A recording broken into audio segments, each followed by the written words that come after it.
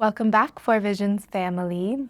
Today I want to be sharing a little bit about ceremonial cacao and the practice of working with cacao in a sacred way. So happy to be here today to talk about chocolate and this beautiful sweet medicine of the cacao, which brings us so many benefits and can be an incredible tool for our meditation and our spiritual practice, and incredible ally for communion, reflection, and cultivation. Many of us today are familiar with ceremonial cacao and cacao, what it represents versus chocolate, like the chocolate bars that we see in the grocery store.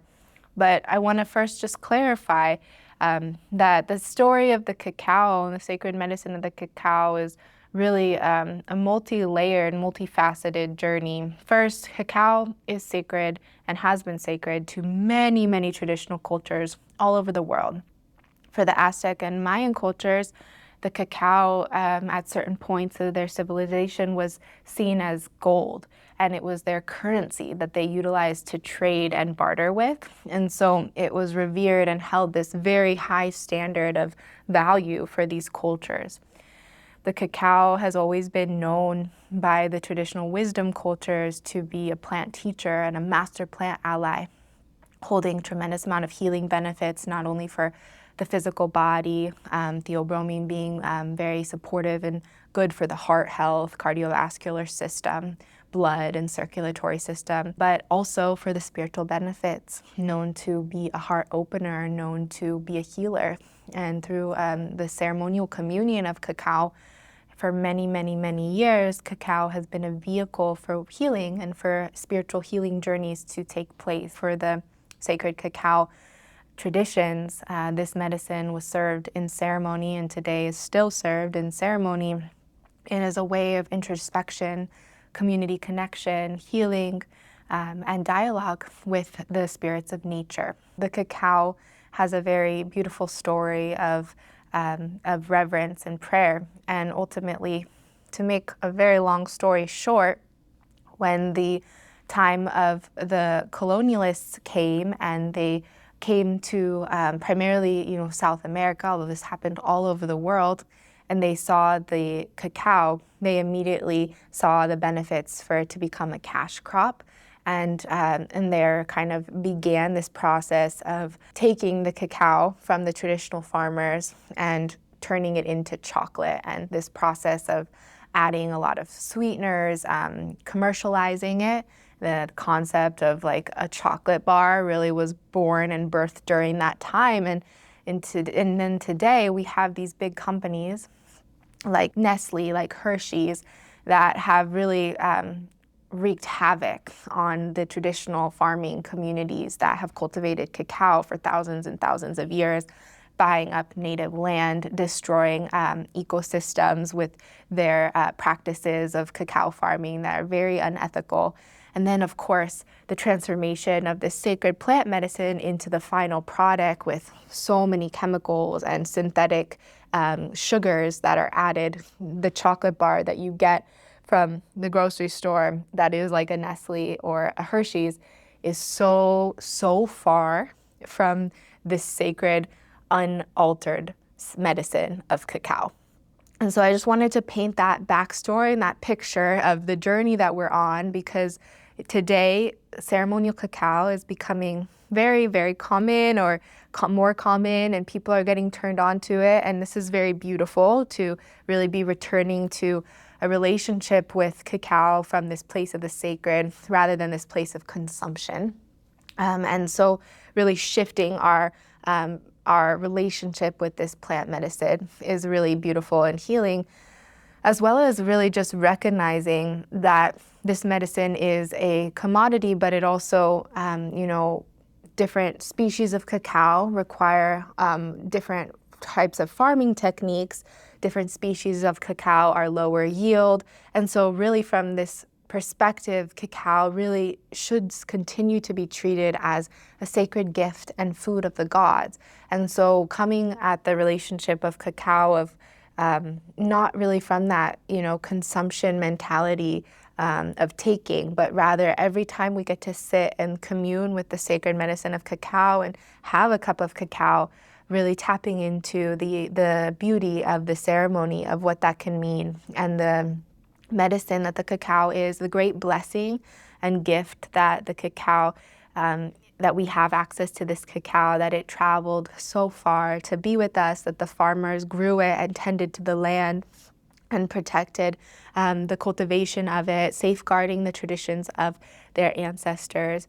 The reality is that with so much cacao on the market, ceremonial grade cacao on the market, there is a large variation of how much is really being grown from that place of prayer and from that place of the highest caliber of respect and reverence for these traditional practices and this ancient plant, versus how much is really just being cultivated in that commercialization mentality and being sold as quote unquote ceremonial without having any of that energy and intention put into it. From this place, we really dived and poured our hearts and souls into developing our cacao apothecary and working directly with farmers and stewards of many different regions and cultures throughout South and Central America. And now we're also expanding into Africa, working with communities in Tanzania and Uganda. And so there's this beautiful process of really searching for and sourcing the most intact cacao and learning more about each of the varieties, because each of the cacao, really the taste of it, the energetics of it differ depending on the region of growth, depending on the strand and the variety of the cacao that was grown, and of course the traditional processing practices of toasting, of fermentation, of sun drying. There's so many different ways in which to process cacao. And so really, that's really what is represented by our collection of cacao.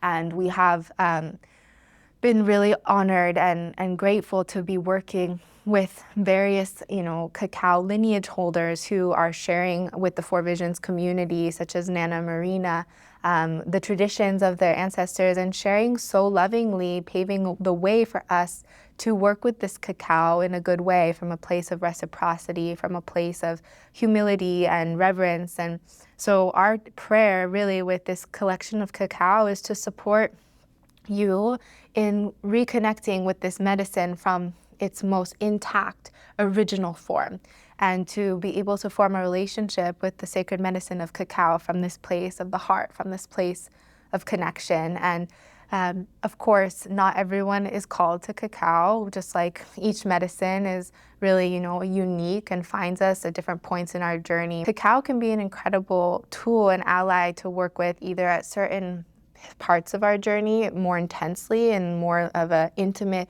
communion and regular study and work, or it can be utilized in more of a coming and going moment of, whether it's community connection, or whether it's like once in a while that there's this calling to commune with cacao in this way.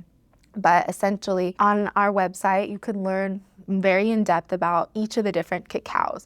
And then again, we really recommend trusting your intuition to decide which cacao you want to work with based off of the energetics and the things that you learn and read about. And then as you start to work with the cacao, really taking time to get to know that particular cacao, learning about the energetics, how it makes you feel, really tuning in and spending time also to observe and reflect what are some of the processes that are being catalyzed by working with this cacao. One of the easiest ways to do this is to do an intimate cacao study where you're working with the same cacao for about a month. And in that time, whether you're working with it every day, every morning, or every other day, that there be this regular use and this regular communion of coming to work with her.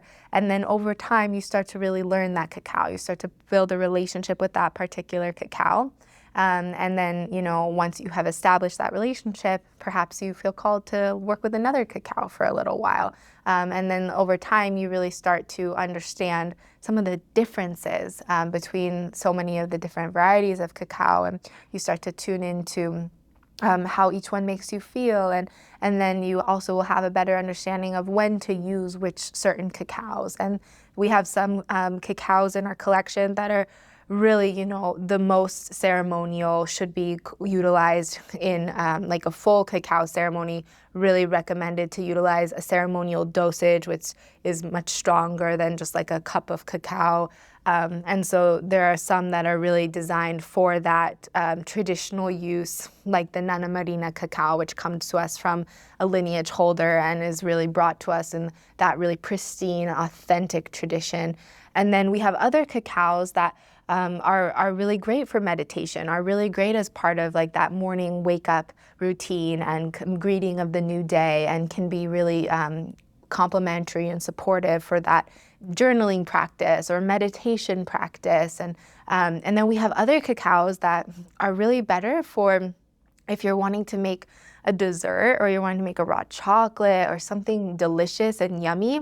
There are more playful cacaos that have the same quality and caliber of growing and farming, but really the intention behind them is for those moments when we do want to create something special with the cacao. And so that's kind of a good way to differentiate between the different varieties that we share and source with our customer family. And we also have we source the cacao in different modalities. So we have certain cacaos that are like a full block of cacao, a pound block of cacao. And then we have other cacaos that are broken up. The pound is broken up into chunks. And then we have other cacaos where they're in little discs, little chips. So it's really easy to measure out a serving size. And so also your decision of which cacao you want to work with might also be influenced by what feels the best way, the most convenient or the easiest way for you to prepare it. Some people really like the bars because it's like that authentic farm to front door experience where the farmers are, molding them in their blocks and shipping them in that same form. But other people prefer that little extra support of having it pre-measured out in the chips or in the chunks and making it easier. So that's also something to keep in mind when deciding which cacao to choose. And ultimately, with the cacao, it does well at room temperature. You don't need to put it in the fridge unless you are going to be using it over a period of a very long time, like 6 to 12 months or something like that. And if you do put it in the fridge, you want to make sure that it's airtight, sealed in a plastic bag so that no humidity gets into the bag. And ultimately, they are sensitive to heat, so keep that in mind if you're traveling with your cacao and you're going through a really hot heat wave or a hot place. They will, melt because there's no preservatives or emulsifiers in the cacao. So it's really, just that bean, the ground cacao bean. And so it does have that fluidity. If your cacao does melt or change shape, it's probably still good. Even bloomed cacao is still good. Bloomed cacao just means that the fat solids have separated and risen to the top. And so that's when your cacao takes on like some funny like circle shapes on the top of it.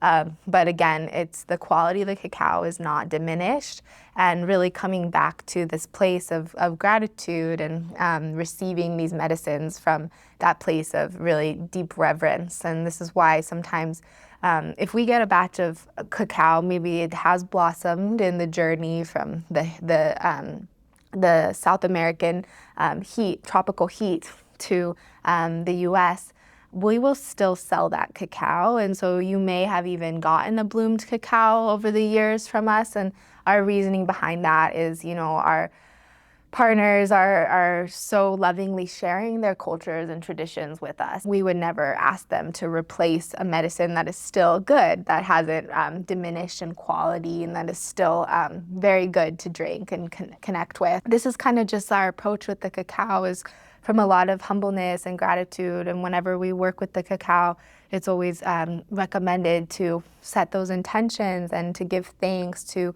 honor the spirit of the medicine of the cacao, as well as the region that it came from and the traditional peoples who brought this cacao and made this cacao possible to come all this way to join you at your altar, and to really create that space, even if it's just in your morning meditation and it's not a full cacao ceremony, to really come from that place of intentionality, gratitude, and prayer. And like this, when we come with an open heart, the cacao fills our heart with so much sweetness. And she can be an incredible ally for healing of grief, of wounds of the heart, of heartbreak, of expansion into greater love, into greater self-love, self-acceptance, forgiveness, reconciliation. And so in this way, she becomes a very powerful plant ally for catalyzing our healing journey, for expanding into greater love and wisdom. And we're so grateful to have the beautiful blessing of sharing Cacaocita with our beautiful medicine family. So thank you so much for tuning in. I hope this was helpful for you, and wishing you many blessings on your journey.